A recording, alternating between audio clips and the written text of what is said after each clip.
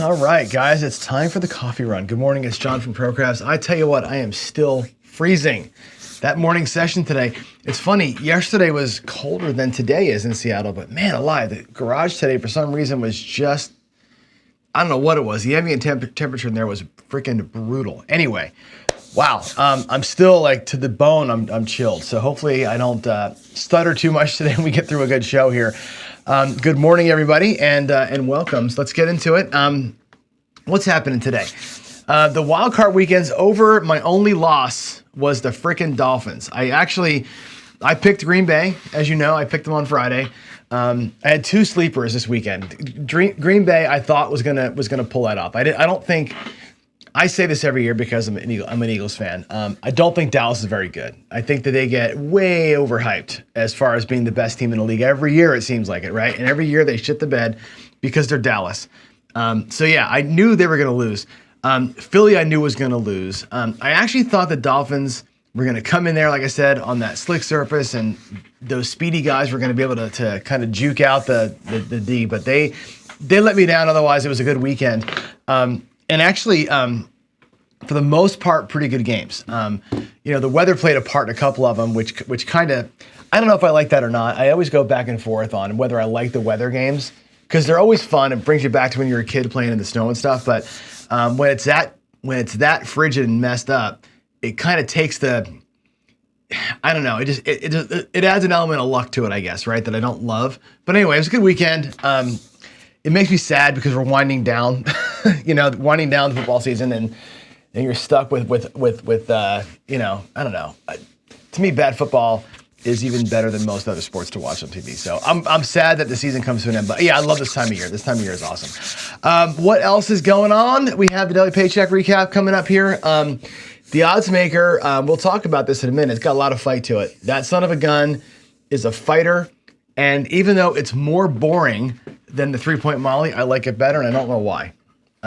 Maybe it's because, I don't know why. It's because I played it so long in my life. Maybe that's why I like it. It's just like it's like an old sock with a hole in the heel. But it works. It works for me. And then we're going to talk, jump into our Gambling 101 series. We're going to finish up our player personality types today with the last one, which is going to be Trendy McTrenderson. Talk about the trend bettors. Yeah, Dice Dr. Dan, I would love nothing more than to see a Chiefs Green Bay rematch. Wouldn't that be cool? Right? I think there's little to no chance that Green Bay gets all the way through.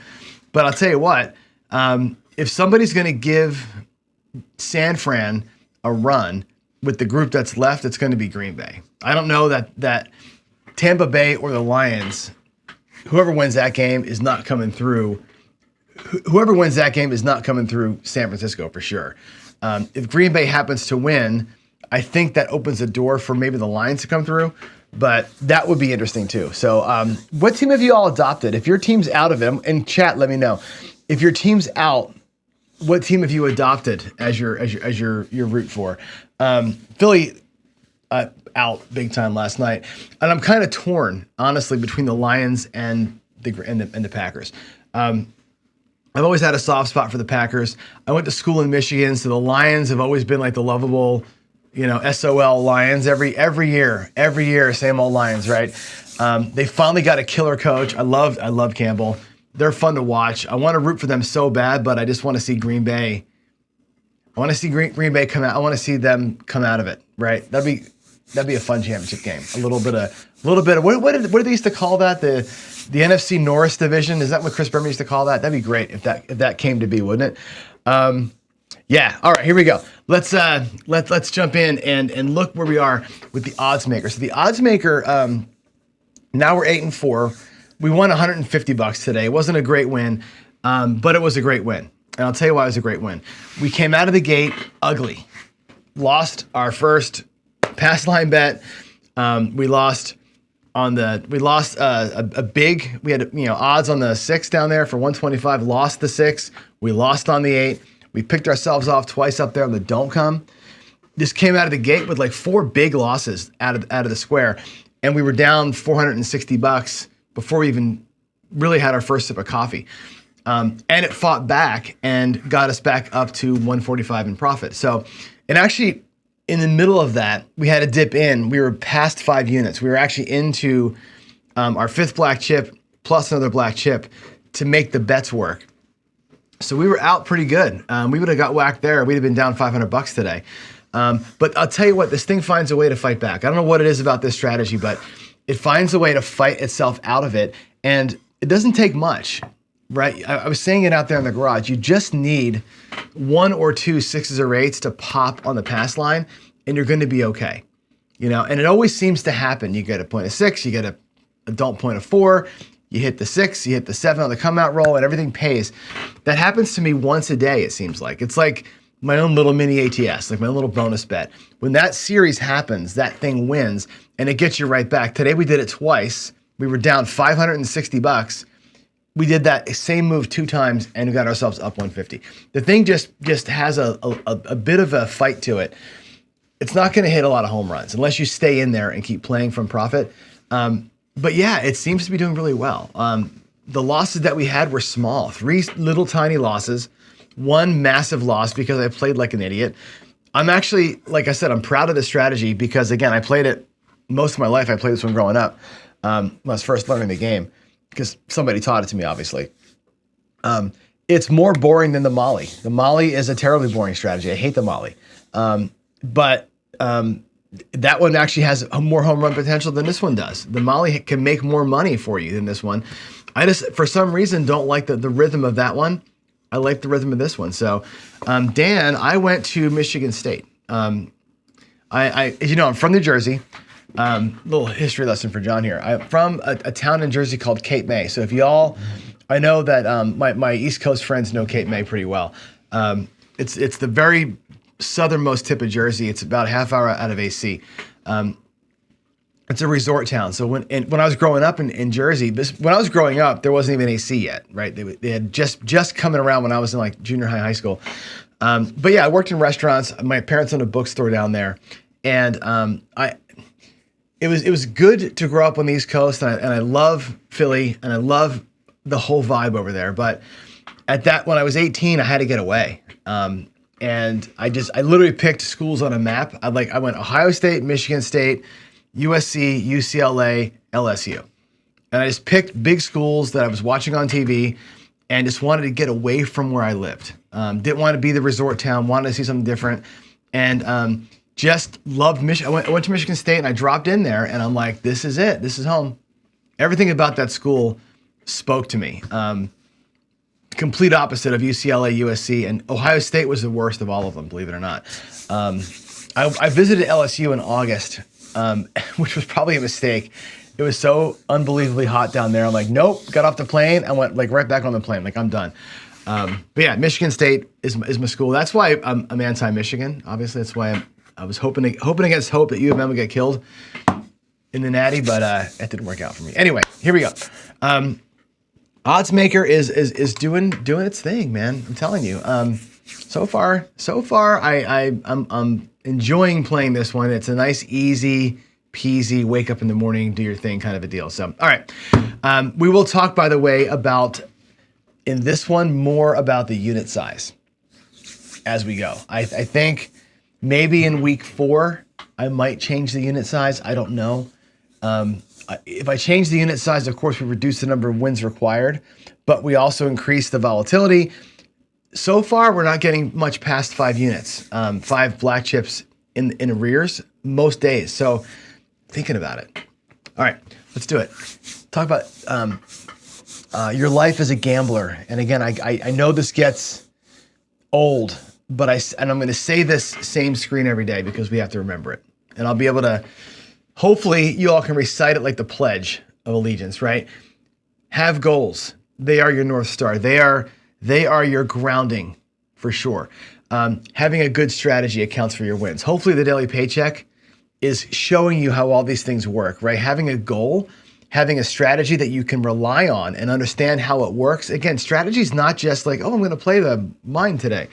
Strategy is like knowing what your strategy is looking for, how to play it, when to hammer, when to back off. You'll notice in the morning show, I don't do a lot of backing off and hammering on the lines. I could do a lot more of that. I'm going to show you some line play today. that I think I could incorporate more into this thing to get even more aggressive in there. But having a strategy that you really understand, I think, is important. Having the bankroll to support it. Yesterday, we talked about big bankroll players. And having a big bankroll doesn't guarantee you big wins. Having a big bankroll, depending on your strategy, can guarantee longevity. You can play huge bankroll, tiny bets, and last until the thing happens that you're looking for. Big bankroll in a strategy like the Oddsmaker is important because there's going to be ugly stretches. You need to have the stock, the storehouse for when the situation comes up, when you can jack the big odds up there. You got to have it. Big bankroll players sometimes are big bettors. Oftentimes they're grinders, right? But they have the bankroll to grind for longer. So don't confuse big bankroll with huge bets. Sometimes that can be the case, but big bankroll is a thing, and it accounts for how you handle your losses, right? The more bankroll you have, you might lose a lot more, a lot faster. You might lose a little bit over a long period of time. And again, how you handle your losses is your bankroll. That plus strategy tie together very well. Your mindset, I think, connects all of it together, and your discipline is how it gets done, right? We talk about that all the time. Today, discipline, I set a time limit on myself because I had to get down here, but also the minute I got close, I'm like, that's it, we're out, right? You got to be able to walk. I think to succeed in gambling, it's connecting all those dots together. It's understanding the big five there, but also being really in touch with how to play at a variant. Today, we're going to talk about variant play quite a bit, and how to attack a variant, how to walk when the getting's good. Understanding logic and math, I think is a big thing. Knowing your game. Can't state it enough. You got to know your game. To be able to win in your game. So our daily reality check with the personality series has been this, which is, does your personality type match up with those goals in that bankroll? And that's a big thing, because I think if you're an aggressive personality with a small bankroll, you're going to be frustrated. And you run the risk of being aggressive with not enough bankroll. And if they don't match, you're going to have a big problem. So tomorrow, we're going to talk about this connection piece. How do you connect bankroll to your personality type? But I want to spend today, like every day so far, looking at the different personality types and seeing kind of where they fit and where do you fit within them. So here we go. Today we're going to talk about, oh no, that's not what we're talking about. What is going on? Is that the wrong thing? Wait a minute, my screen's wrong. Oh no, hold on. Hang on a second. I copied the wrong thing. I did copy the wrong thing. Hang on a second. We're going to be here. Yeah, sorry about that. I didn't delete my old stuff. We're going to be here. Today we're talking about trendsetters. And I think I missed the screen, didn't I? No, we didn't. Okay, geez, sorry about that. I'm all verklempt here. Today we're going to talk about trendsetters, or trendy McTrenderson, or whatever you want to call them. I know that the word trend has become, in our community here, kind of a punchline. But I'm not going to talk too much about trending today. I just want to talk about the concept of the way that what I would call a trend-focused person kind of sees the world, and how that affects their betting styles, okay? And again, before we do that, we always have to ask the core questions, right? What is your bankroll for this particular shooter session or trip? The answer to that question leads you down the road of how are you going to approach your betting.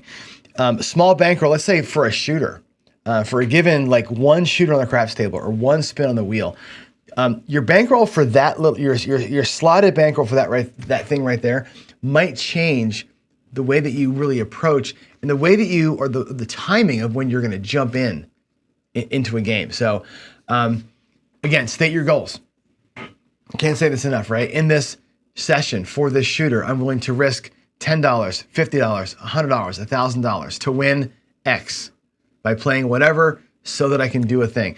In other words, for a trend person, you might be saying, for this shooter, I'm willing to risk, let's just say $15 to win $45 by hopping the reds or hopping something up top so that I can fund future play.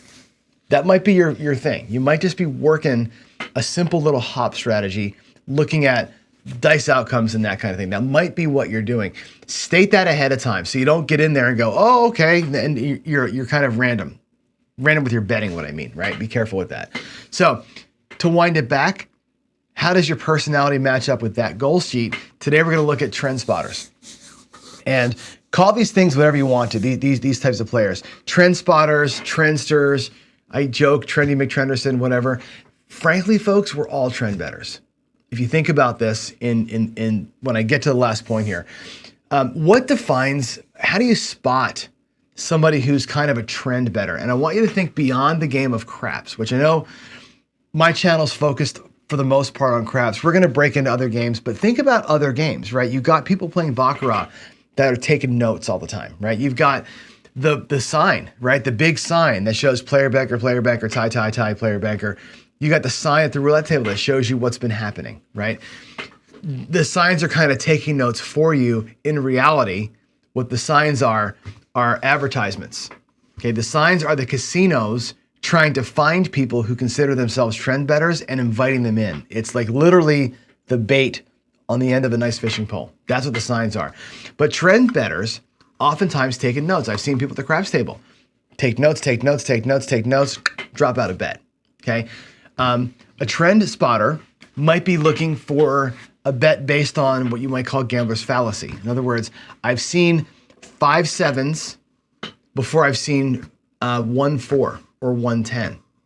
That means the 4 or 10 is probably due to come before the next 7. Therefore, I throw money out there on the 4, right? Start betting the 4. Or if I see a lot of 4s, 4 4s before 6 sevens, I'm starting to go lay 4, right? What they're looking for is something along the lines of, because XYZ happened, something else is due to happen based on probabilities. They're probability fallacy bettors, okay? A lot of times a trend better or a trend spotter is a coder in their mind, a little computer program, if then else, right? If I see this, then I'm gonna do that. Otherwise, I'm gonna do this instead, right? Where's my money going based on what I'm seeing? They might be saying while something is happening. A while is a kind of a loop in programming. You might say something like while it's cold outside, I'm going to run my heat in my house, right? So while some condition is true, do a thing. While the pass line is winning, I'm going to keep pressing the bets.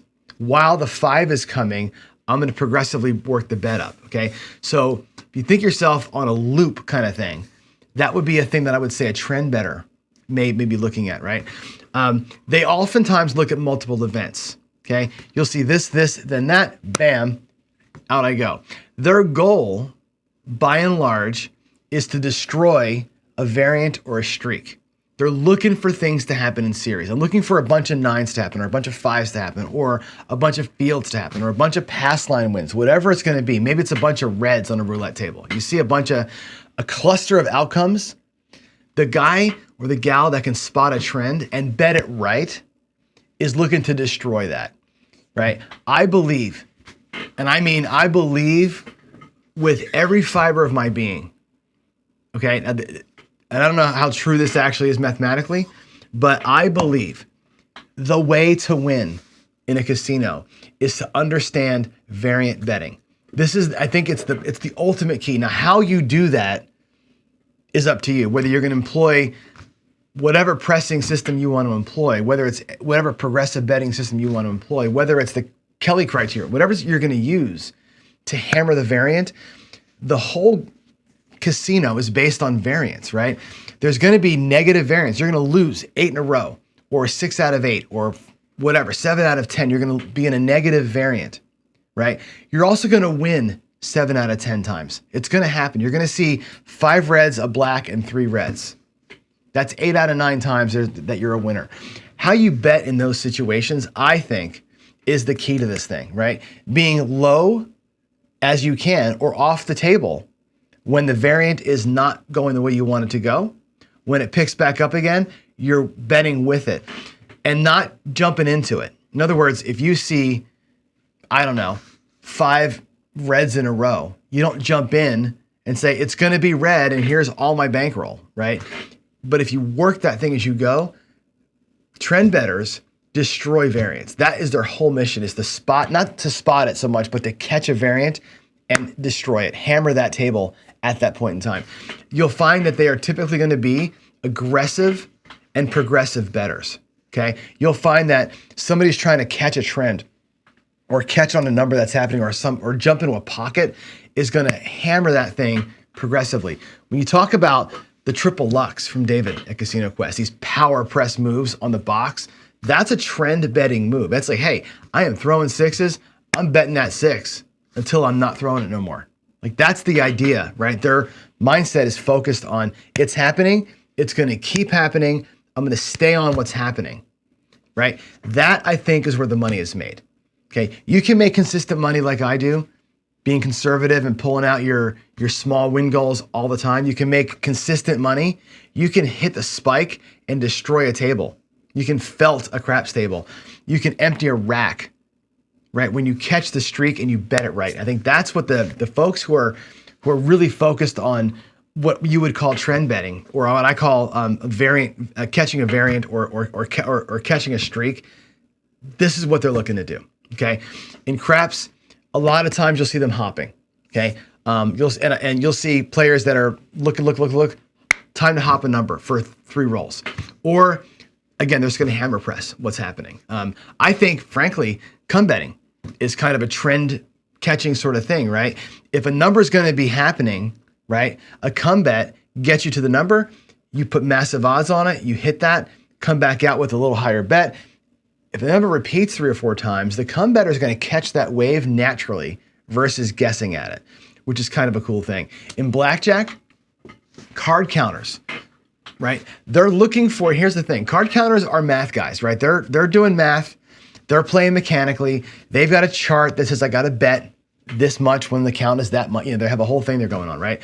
But I know card counters who've been fired from card counting teams for being trend spotters because they're like, hey, the deck is thick or the deck is thin, but we've won 3 in a row, and they start going off script, right?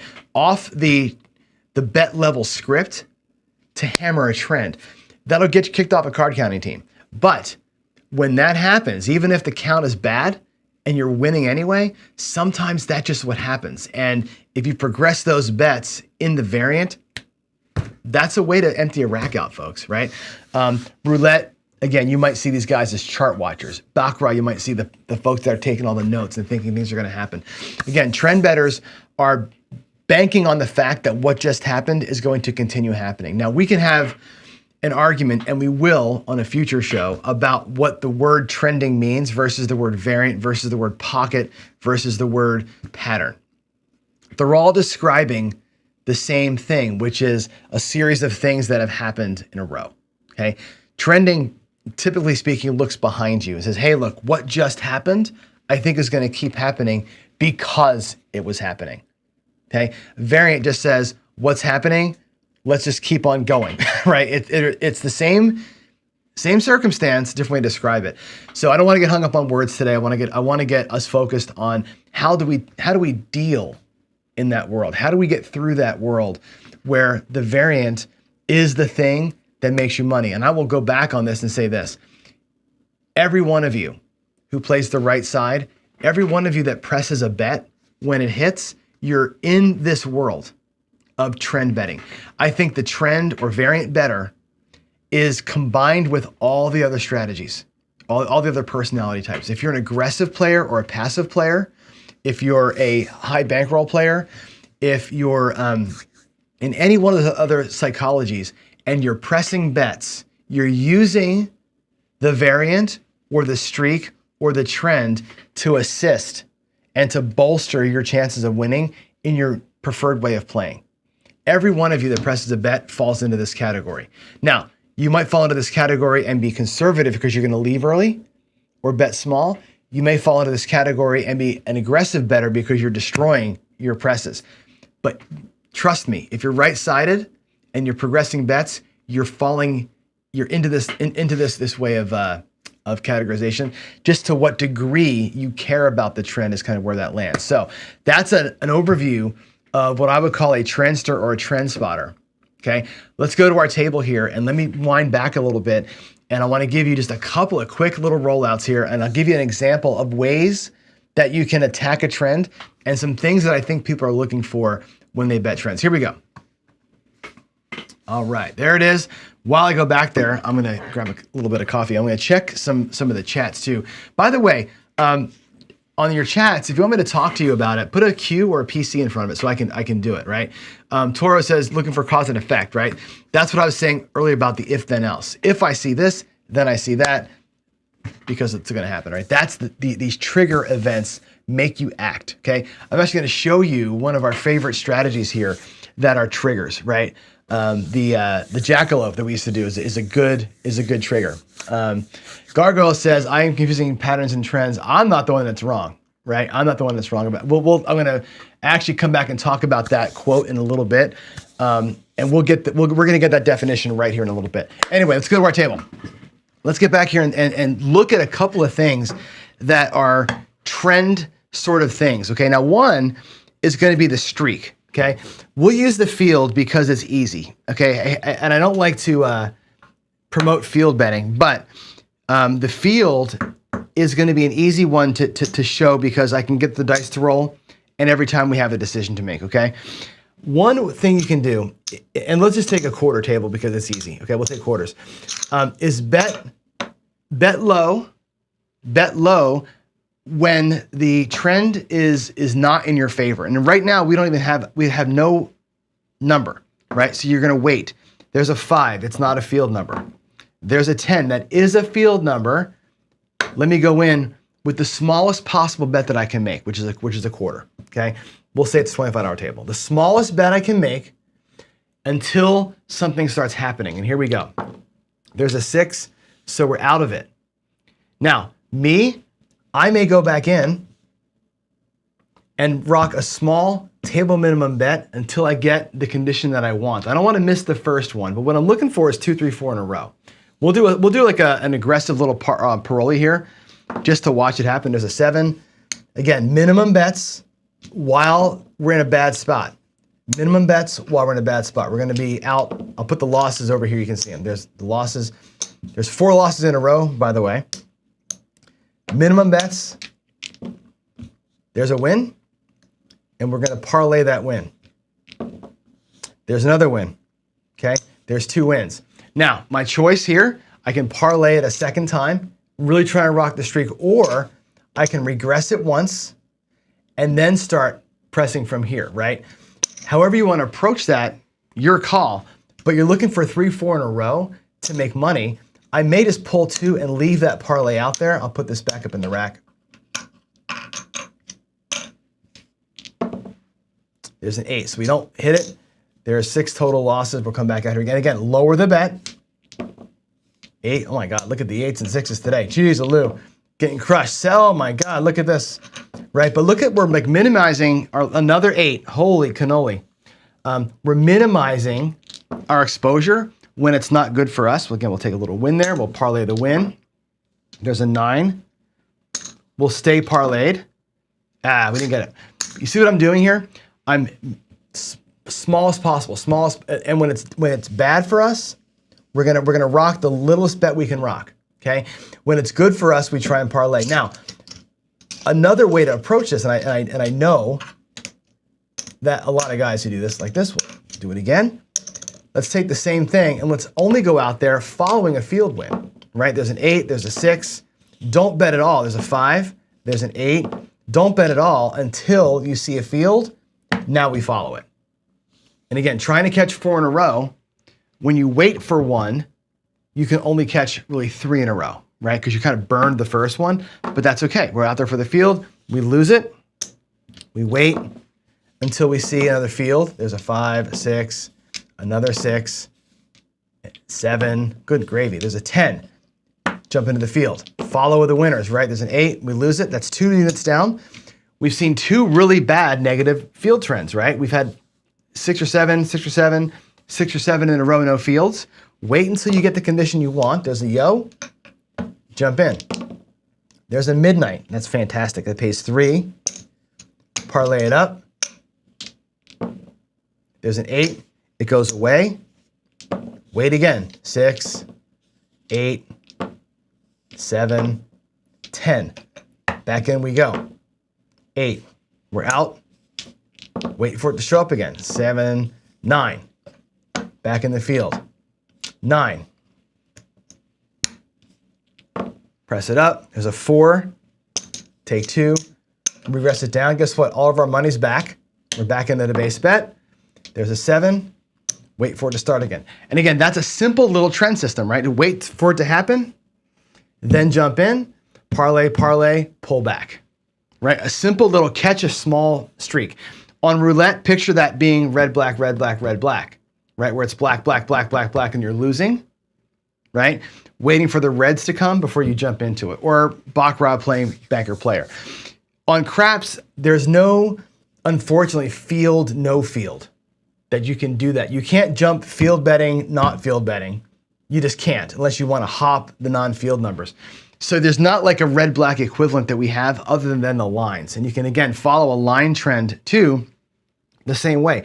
Wait for a pass line or a don't pass line to declare itself and then jump onto that line and sort of play it that way. What a lot of folks will do too is, again, waiting for things like a trigger. So here's a, let's get out here for this. Let's go out here at 160 across. We'll take our 40 bucks back to the rack.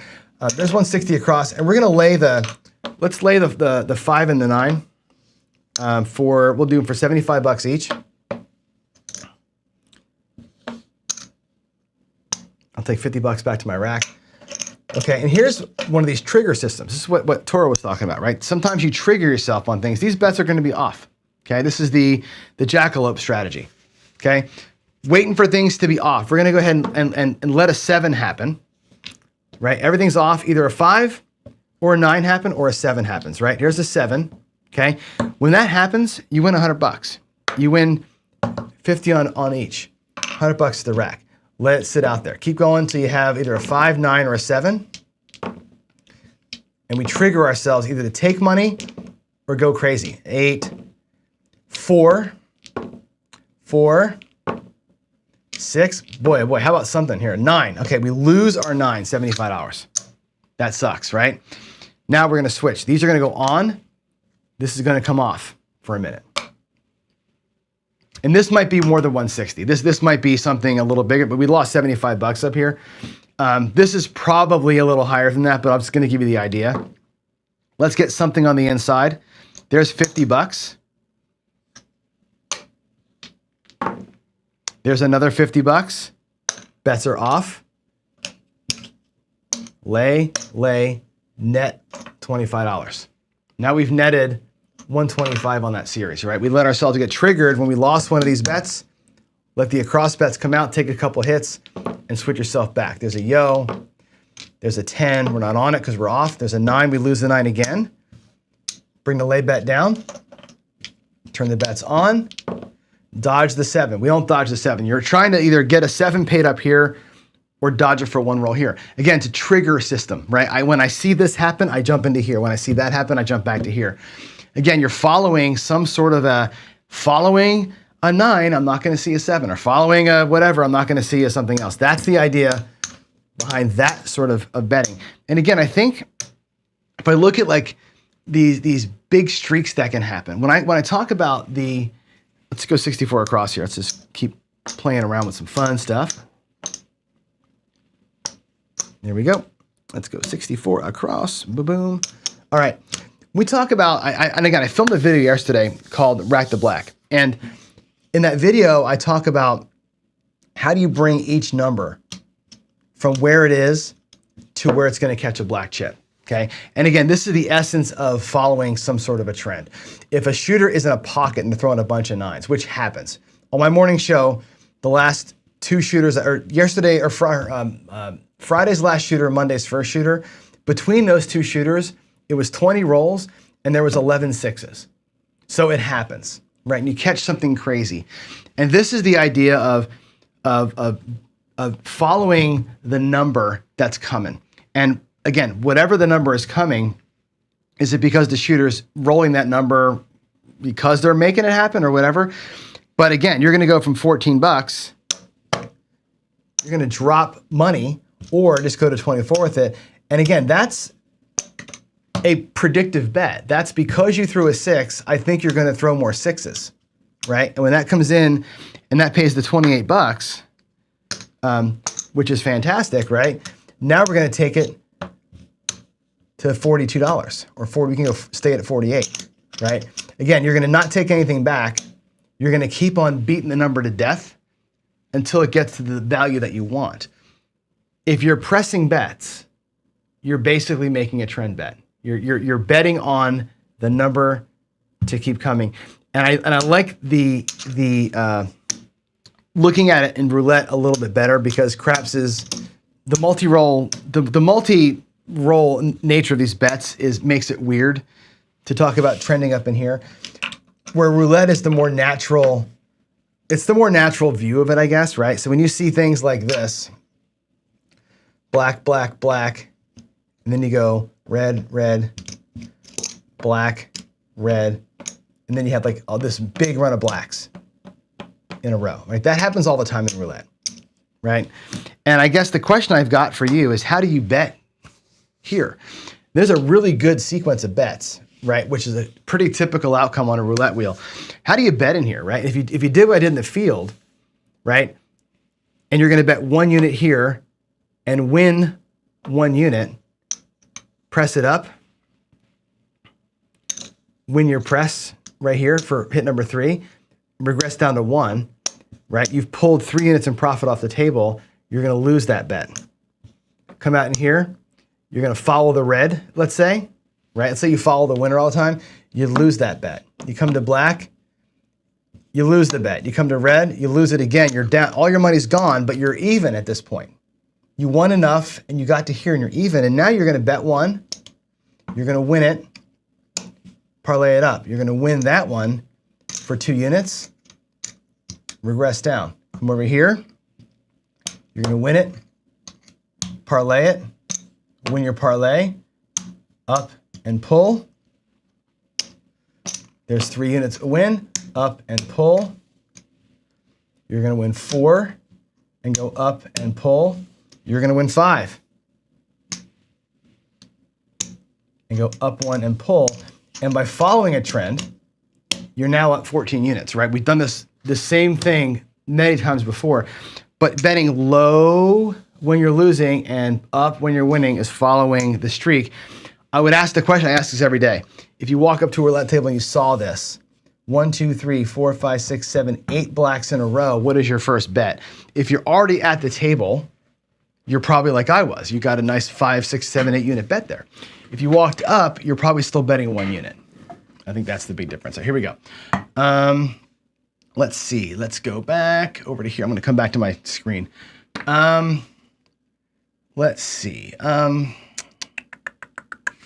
got to get back to where I can read. Hold on a second. There we go. Okay. Glasses on. I'm going to go check the chats really quick and to see if there's anything that I need to address for y'all, PCs. Let's see. Let's go to here so you can see the questions and comments. All right. So Doricel says, El Toro's, I saw him. Good to have him here. El Toro's a great dude, by the way.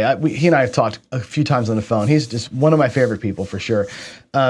Super, and Gargoyle, the same thing. You guys are both like very calming influences on the phone. Like I love talking to you guys because it's always nice to just, calm it down. It's great.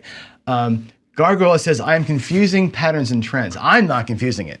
People are confusing it. The definition of a trend is literally this. Because it happened, it's going to keep happening. That's what a trend is, right? Trends have momentum, right? There's always a look back in the rear view and see what happened. And because trends typically have a force behind them, you can say that it's going to keep on going, right? Like I always use real estate and the market as examples because there's momentum behind the markets going up or down. There's forces at work that you can look back and say, oh, the market went up yesterday. Oh, because of that. And that thing is still happening. We're going to keep on betting that's going to go up. That's the way that trends work to me. It's always based on previous stuff. In our games, in roulette, especially in Bach and craps, because there's no correlation to what just happened, every roll is independent, every spin is independent. It can't possibly trend. Now, you're right. I'm gonna put, I can't pin your comment. There's no way to keep it up here, but you're right in that shooters create a pattern, right? So when I'm shooting and I'm going a bunch, like you had the other night, had like 5 or 6 5s in a row or something like that, right? When you're shooting and you create a bunch of repeated numbers or a big cluster, I call them clusters, you call them patterns, but a cluster of outcomes like that, that's the shooter doing something in their mechanics or whatever it happens to be that's creating that. I still don't call it a trend. I call that a cluster or a variant. You call it a pattern. We're describing the same phenomena, right? We see a bunch of things happening and the human brain goes, what is that? Somebody says it's a trend because it's happening. Somebody else says it's a pattern, right? Because I'm causing it.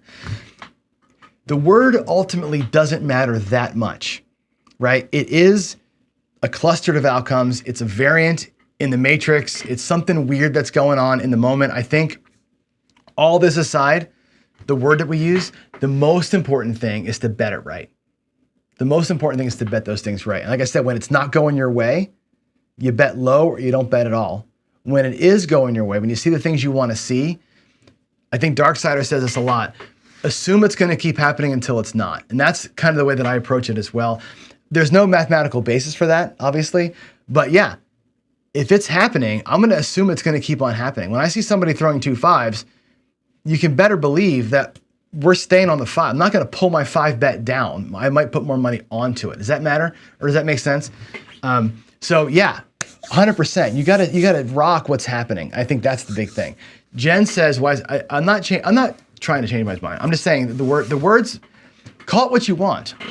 Call it what you want. But I think what I worry about, and the reason why I go off on this sometimes, and again, I have a whole show planned to kind of talk through it, is I don't want you to make decisions about what's going to happen based on what just happened, because there's no there. And that, just be careful about that. It's all about being careful in the moment. Like, because 5 blacks doesn't mean black, right? And I think some people feel that. And I think there are those that will say, oh, look, 5 blacks. Let me walk up to the table and drop a huge ass bet on black. Where another person who was already at the table is betting black and progressively increasing their bets are going to be where they should be on that sixth roll. Where the person walking up going, oh, trend, and putting a bunch of money out there, that's a dangerous move to make. And I worry about that happening. You follow what I'm saying? That's the only reason why it matters. The words matter to me a tiny bit. Call it what you want to call it. I really don't care. Just know what it is.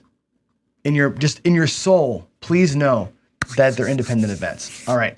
What else we have here? Mark the Point says, fielder's choice. Ugh.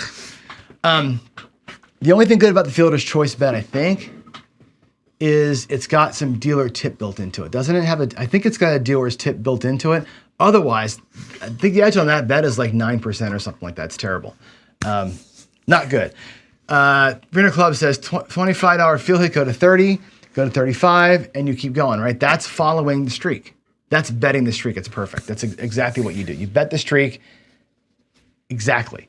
Stay low, stay low, stay low. And then when it happens, you ride the wave, man. You ride the wave. There's nothing wrong with riding a wave. I think, like I said earlier, let me go back a screen here. I think, to me, and I'm going to circle this for you because it's important. I think, oh, not that. I think these are the 2 important things here, right? Number 1, your goal is to crush this. Some variant or some streak. Something is going on that ain't supposed to happen. Hammer that thing. And you do it by aggressive progressing your bets. 25, 30, 35, right? 1 unit at a time is fine. Full parlays, fine. But you're aggressive in following the variant. I think that's so important to do. I really believe that that's the difference in the game. I think the guys that are really good at this, that jump on early and stay through it, that's the difference maker. That's where you win. By betting big, big, big when the variants happen. I think that's the secret to this game, to all games actually. If you're going to same bet through it, you're going to have a world of hurt because the variant that goes your way won't make you enough money to recover your losses. But if you are even or off the table when it's bad and you're progressing when it's good, that's where it's at, guys. That's, again, my personal opinion. All right, there we go. Yeah, 20% envy on fielder's choice. And thanks for the thumbs down. Whoever thumbs down me, awesome. Love you too. That's it, guys. I got to get out. It is almost 9 o'clock. I got to get to work here. But anyway, I hope that was a good session. I know that we can agree. Go to the final comment. We can agree to disagree on the words. We shouldn't. It doesn't really matter ultimately. I'm not locked in on the word. I'm locked in what the word means. And again, I don't want to see people burning bigger bets out of their rack when they think something's going on. Be careful about that. Just be careful about that piece. I got a whole show coming up. Maybe 2, maybe 3 shows coming up on trending, on trend betting. So this is just a kind of a precursor of the mindset. I've invited some people on who I know do this religiously, not pressing, but like more trend betting. We're going to talk about their mindset through it and how they're viewing the table. I want to get into the brain of somebody who does, I see this, therefore I hop, and I see that, therefore I do whatever. I want to get into their brains a little bit. So I'm going to bring people on who know more about that and play this way more than I do to talk us through it. I think that's an important thing for us to do. Again, on my shows, you don't got to agree with me, and I don't got to agree with who I bring on, right? It's a matter of let's look at like all the different ways of doing it. So I'm going to bring folks on that I don't necessarily play that way, but I think they can add something to our conversation. So look for that in the next few weeks. I'm not sure when I'm going to be able to schedule that stuff, but I've got invites out, and we'll see if those folks can come on with us and help shed some light on the ways that they view the trends and the fallacy and all those things. I hope that all sounds like something cool for us to see. But yeah, I don't know enough about it. Like I said, I know what I know. I know the way that I approach things like that when those streaks happen, and we'll see how those guys do. So, all right, let's get out of here. Have a good rest of your Tuesday. I will see you all tomorrow for another paycheck. And tomorrow we're going to switch gears here. We're going to still stay in psychology mode, but we're going to go. Tomorrow I want to do some exercises that match bankroll to this stuff. We've been talking about ways to play and ways that your brain works if you're in these mindsets.